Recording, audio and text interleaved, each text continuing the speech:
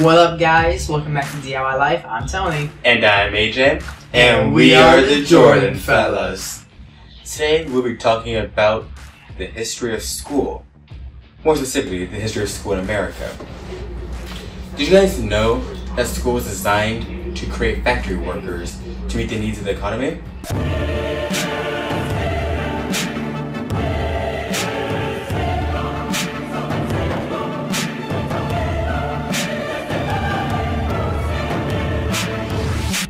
I did not know that. It's very interesting, AJ. Yeah, prior to the first and second industrial revolution, school was mostly just taught to you at home to meet the needs of whatever you needed.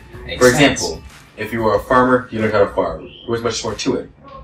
But during the second industrial revolution, jobs were being made that required more job content. That being something like factory work. Exactly. It sounds. So with that, public school was created. I love public school. And we actually see a lot of parallels with public school to factory work. There's getting up at a certain time. You have good attendance.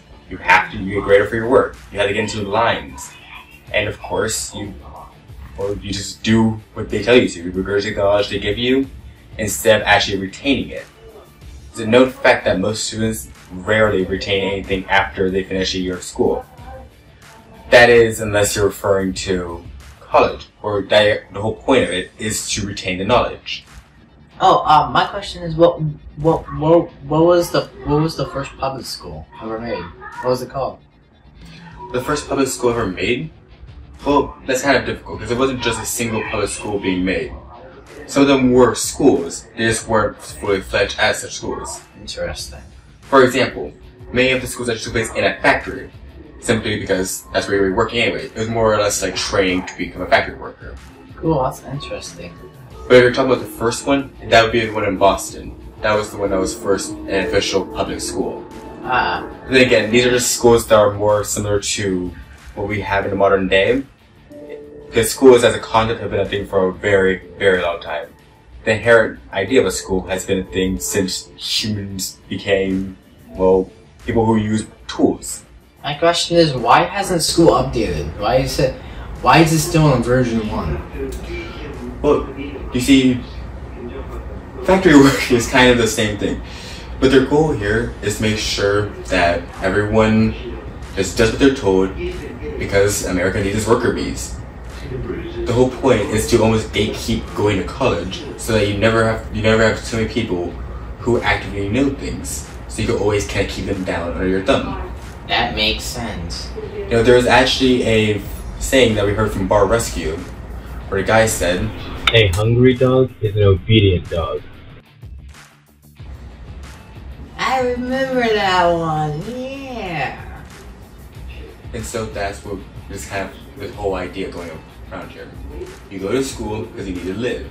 And they give you just enough money that you're struggling to survive. Exactly. Yeah. So you see, through an unprecedented amount of child depression and suicide rates. Since 1990, the rate of suicide for young students has gone up 6 times. That's deep. Yeah. And that's just since the 1990s. That was 30 years ago, folks. And if we go even further down, we find that most teachers, 1 in 5 teachers in fact, say that they will be leaving the teaching profession within 3 years. 1 out of 7 teachers say they'll definitely be leaving the profession within that time frame. Our group was just said maybe. But why? Isn't teaching, important for our kids? It is deeply important for growth, but teachers don't get paid well. They also have to pay for school materials themselves. And not only that, but most older teachers know that they're just not going to get paid for what they have to do. And if you want to have a family, you need money, especially if you want kids. Yeah. If you want to have a house, you guys too, because you're also going to college, so you also count student loans. When you have all that added in, most of the teachers you have now are the younger teachers who are less experienced. So classrooms are getting bigger, the teacher population is getting smaller, and all this and less experience, and all this has accumulated into teaching being kind of a not very good job for people who want to work. To the point that 45% of schools in the US are saying that at least one class is missing a designated teacher. That is crazy. So, my question is, you know how in universities, in order to get certain jobs, you need to have a certain type of experience? Yeah. But sometimes, the experience is not worth the pay. That is correct. Like with teaching, you have to have 5 years at minimum to become a teacher, but you get paid scraps. That is correct. And that's why a lot of people just aren't doing the teaching profession. That also probably explains why, well, also another factor might be that, well, students aren't really going to college anymore. In fact, for every 13 girls who are going to college, only 10 guys are.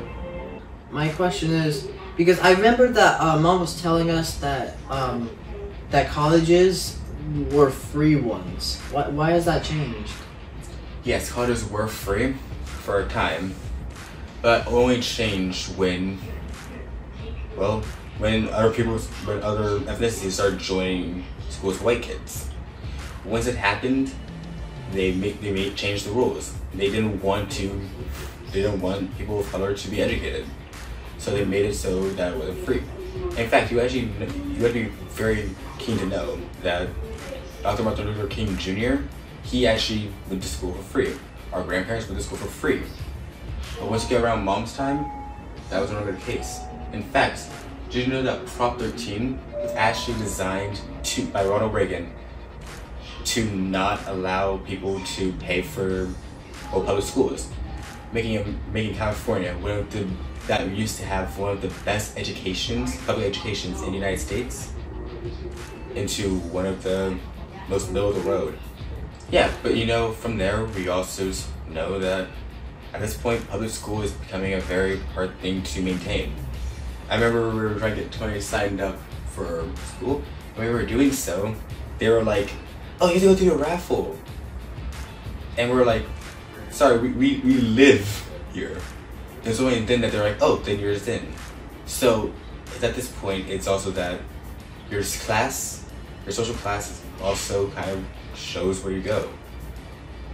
To the point that to getting into a proper school, you have to gamble, and that's in the Spider-Verse. Yeah.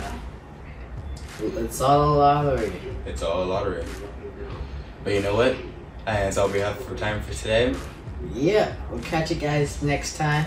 Be sure to hit that subscribe button, leave a like, and of course, tell us what your favorite part about the video was in the comments down below. That's right. If you guys want to do your own research that we use for this video, you can check out the links in the description below. Yep. But now, I think it's time to end this up. Ready, Tiny? Yeah, give me some. Jordan's out.